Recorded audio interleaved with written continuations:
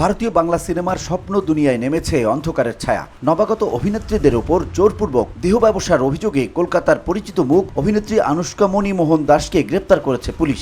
মহারাষ্ট্রের থানে জেলা থেকে 41 বছর বয়সী এই অভিনেত্রীকে আটক করা হয়েছে। শুক্রবার পুলিশ সূত্রে এ চাঞ্চল্যকর তথ্য সামনে আসে।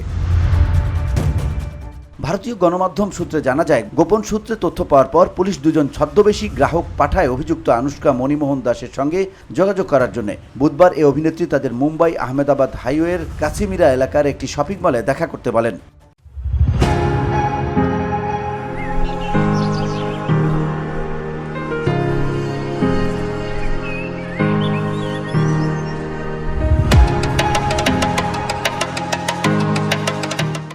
এ বিষয়ে মীরা ভায়ান্দার বাসাই ভিরার পুলিশের সহকারী কমিশনার মদন বল্লাল বলেন, আমাদের টিম ওই জায়গায় অভিযান চালায়। ছদ্মবেশী গ্রাহকের কাছ থেকে টাকা নেওয়ার সময় আনুশকা মণিমোহন দাসকে হাতে নাতে ধরে ফেলে। আমরা আরও দুজন নারীকে উদ্ধার করেছি, যারা টিভি সিরিয়াল এবং বাংলা সিনেমায় অভিনয় করেছেন। উদ্ধার হওয়া এই দুই অভিনেত্রীকে নিরাপদ একটি আশ্রয়কেন্দ্রে পাঠানো হয়েছে, যেখানে তারা শারীরিক ও মানসিক সহায়তা পাচ্ছেন। এই অপরাধ চক্রের সঙ্গে আরও কেউ জড়িত আছে কিনা তা জানতে তদন্ত চলছে বলেও জানিয়েছে বল্লাল। ভারতীয় দণ্ডবিধির 143-এর 3 ধারা অনুযায়ী মানব পাচারের মামলা দায়ের হয়েছে। পাশাপাশি অনৈতিক দেহ ব্যবসা প্রতিরোধ আইনের ধারাও রয়েছে।